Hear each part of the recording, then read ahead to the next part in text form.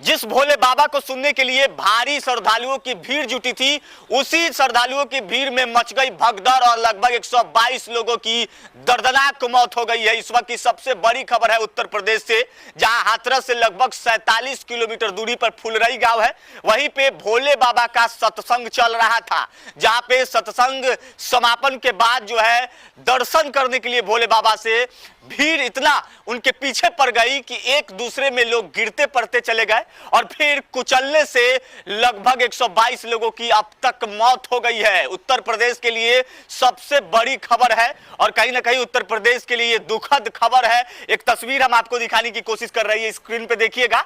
ये चीख और पुकार वाली तस्वीर है जो परिजन जिनकी मौत हुई उनकी परिजन है और साफ तौर पे ये तस्वीर देखकर अंदाजा लगा सकते हैं कि आखिरकार जिस समय उत्तर प्रदेश के हाथरस जिले के वह फुलरई गांव में यानी कि भोले बाबा के सत्संग चल रहे थे, उस समय लगभग हजारों की संख्या में भीड़ थी, श्रद्धालुओं की भीड़ थी। इसमें काफी संख्या में महिलाएं जो है वो पंडाल में बैठी हुई थी और उसी समय समापन हुआ। उसके बाद जो है बाबा का भोले बाबा के दर्शन के लिए लोग उनके पीछे दौड़ पड़े और जो है कहीं ना कहीं उसी समय ऐसी भगदड़ मची जिसका कारण यह हुआ कि लोग जो है जमीन पे गिरे और फिर बाबा को छूने के लिए लोग जो है एक दूसरे को कुचलते हुए भीड़ जो है आगे बाबा के साथ बढ़ पड़े, जहां पे इतनी बड़ी घटना जो है वो निकलकर सामने आई। लगभग कल 50 की आंकड़ा, 60 की आंकड़ा, 70 की आंकड़ा, 80 की आंकड़ा, 90 की आंकड़ा छूते हुए अब तक जो सामने बात निकल कर आ रही है वो 122 लोगों की मौत की बात सामने निकल कर आ रही है। और हाथरस की यह घटना दूसरी घटना है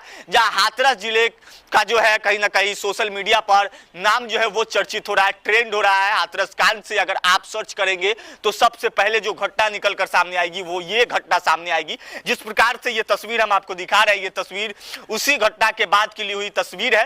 प्रत्यक्षदर्शियों का कहना है कि जिस प्रकार से बाबा का प्रवचन चल रहा था, प्रवचन सुनने के लिए भारी संख्या में महिलाएं जो है वो पहुंची हुई थी।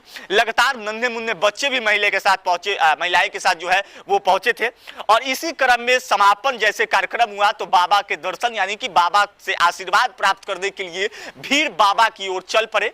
उसी समय लोग जमीन पे गिरे, लेकिन उस जमीन पे गिरे लोगों का दर्द जो दौड़ रहे थे उन लोग नहीं समझे और बाबा के पीछे दौड़ते चले गए। जो लोग जमीन पे गिरे एक दूसरे से कुचलाए और फिर उन लोगों की तबीयत बिगड़ी। अस्पताल में ऐसा भयावह स्थिति बन पड़ा था जिस अस्पतालों में ना लाश देखने की कोई लोग कहीं ना कहीं चिंता कर रहे थे और ना ही कोई इलाज करने के लिए डॉक्टर भी मौजूद थे। उस समय ऐसी भयावह स्थिति से जो लोग लड़ाई लड़े वो लोग तो बच गए, अभी तक अस्पताल में भर्ती है, लेकिन जो लोग लड़ाई हारे वो लोग दम तोड़ दिया और कहीं ना कहीं उन लोगों की मृत्यु हुई। और फिर अब सरकार जो है चिंता जता रही है। सरकार की ओर से 2 लाख रुपए की घोषणा भी की गई है। मृतक परिवार को 2 लाख रुपए की जो है कि चेक दिया जाएगा। उसके बाद पुलिस प्रशासन पूरी तरीके से गंभीरता से जांच कर रही है। लेकिन ये भोले बाबा है कौन? आखिरकार भोले बाबा का असली नाम क्या है और भोले बाबा करते क्या थे?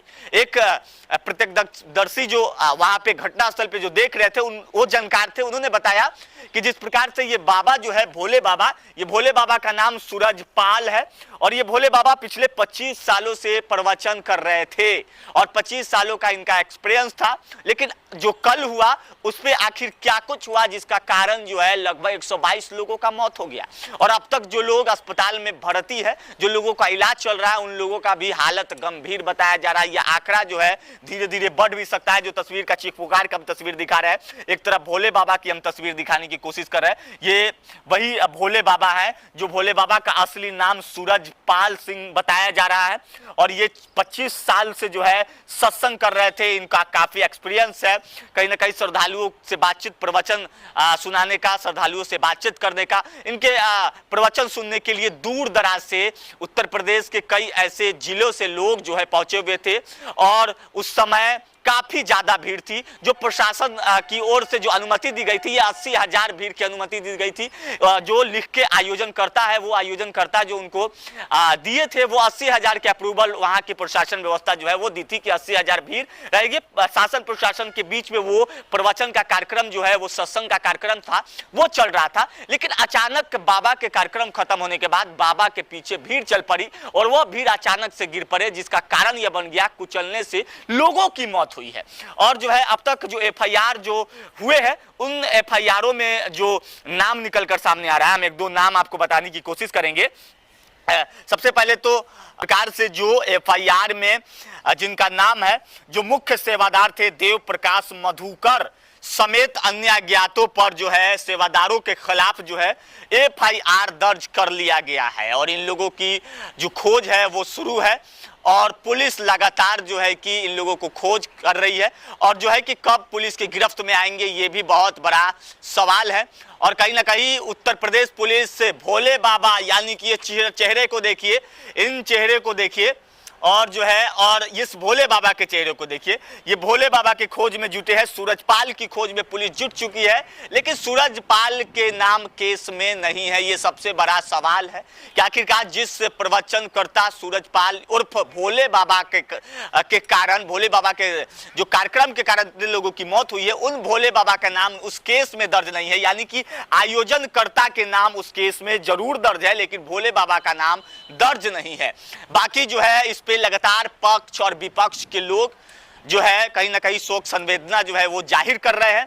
अब योगी सरकार के कई ऐसे मंत्री कहे हैं कि जो लोग इसमें साजिश किए हैं उन लोगों पे भी कार्रवाई होगी, कोई नहीं बच सकता है। लगातार पुलिस एक्शन मोड में है, लगातार जो है सपा पार्टी के डिंपल यादव भी इस पे प्रहार करती हुई नजर आ रही है। बाकी आप लोग भी इस पे प्रतिक्रिया दीजिए कि आखिरकार कारण क्या बन सकता है। जो लोग वहां पे प्रत्यक्षदर्शी दर्शक थे वो लोग भी इस वीडियो को देख रहे हैं तो जरा कमेंट बॉक्स में बताइए कि कारण क्या रहा कि इतनी बड़ी घटना घट गई। बाकी मेरा नाम कैफी है, बिहार वाले कैफी पर मुझे आप देख रहे हैं। बहुत बहुत धन्यवाद।